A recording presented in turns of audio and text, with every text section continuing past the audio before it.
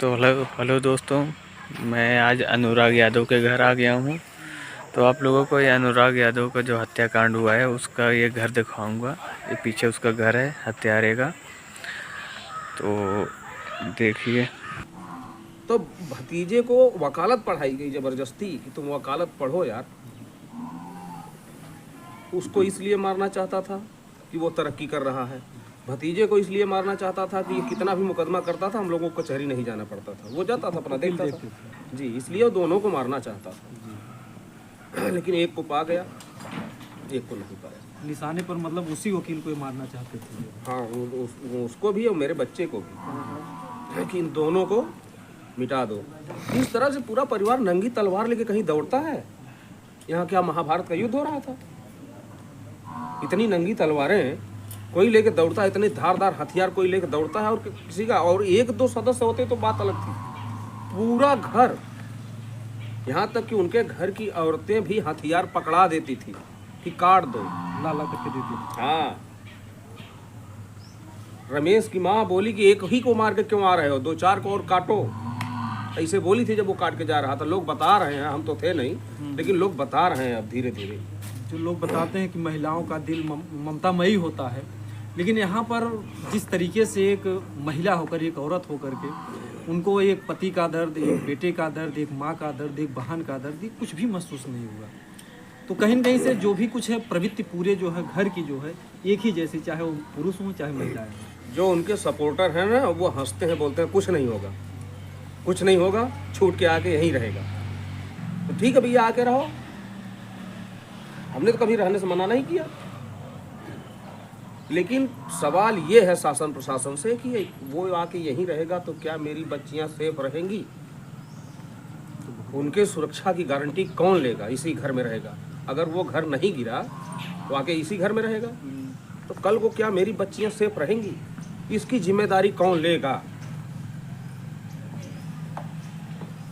आप बताइए। ये बहुत बड़ा सवाल है कि आखिर में जो गला काट सकता है, अगर वो बेल हो गया, जिस तरीके से लीपापोती हो रही है। आज 2 महीने बीत गए।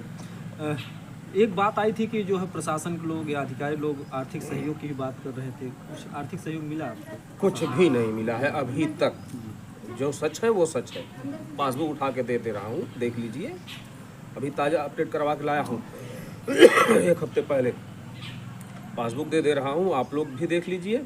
और मीडिया वालों को दिखाया भी हूँ मैं कि भैया, लोग कहते हैं कई करोड़ पा गया है। कई करोड़ कुछ नहीं है, जो मिला है आप लोग देख लीजिए, वही है। और कई करोड़ अगर मिल भी रहा है ना, तो मेरा अनुराग करोड़ों की कीमत का नहीं था। उसकी कीमत नहीं लगा पाया कोई।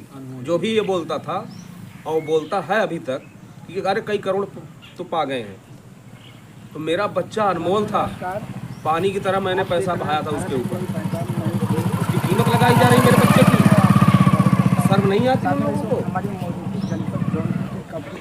लोग जो है कहते हैं कि अगर किसी को मलहम नहीं लगा सकते हो, किसी के घाव पर जो है मरचा और नमक मत लगाओ। लेकिन लोग कुछ ऐसी बातें करते हैं, मतलब वो दर्द नहीं दिखाई पड़ता। लोगों को लग रहा है कि तमाम पैसे पा रहे हैं, लेकिन देखिए जो हकीकत है प्रशासन की तरफ से क्या कहा जाए। एक तरफ से कहा जाता है कि योगी जी की सरकार बहुत ही सख्त है, जो ही प्रशासन के लोग सख्त हैं, तुरंत कार्रवाई होती है।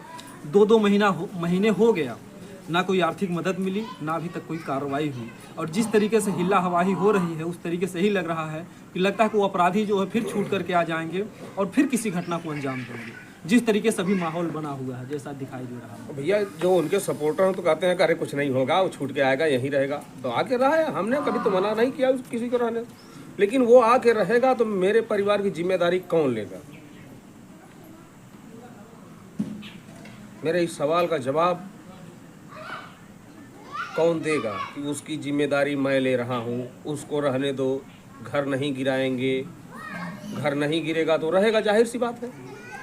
तो क्या मेरी बच्चियाँ सुरक्षित हैं? इस कच्चे मकान को फिर वो बनने देगा? फिर हमको उसमें रहने देगा? इसका जवाब कौन देगा? क्योंकि जो उससे लड़ने वाला शेर था, उस शेर को तो खत्म ही कर दिया। उससे लड़ने वाला क्या यार, हम किसी से लड़ने के लिए नहीं तैयार कर रहे थे भाई। लड़ाई झगड़े में हमारा कोई मतलब नहीं था, हम तो अपने धुन की मस्त थे। उसकी तरक्की, उसका विकास लगता था कि हमको पिछा देगा।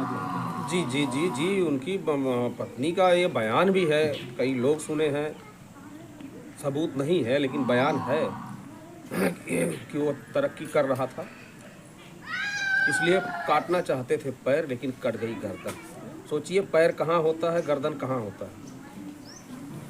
मम्मी मैं ब्रश ना करे खो आज खाना का स्वाद ना मिले तो मैं दतुअन दे ली हमारे गला पकड़ के कहने मम्मी आज हम एक सपना देख ली कि भैया का सपना देखना, कहना कि मम्मी हम सपना देख ली है कि ललता हमारे तलवारी से गर्दन उतार दिए हैं, उतरले के बाद गर्दन हम तोहे बुलावत है तब भी तू ना बोलत हो, हम तोहरे पैरवे पे एकदम है वो हकीकत 2 मिनट के टाइम ना मिलल कि हमारे भैया के संगे ये हत्या होगी।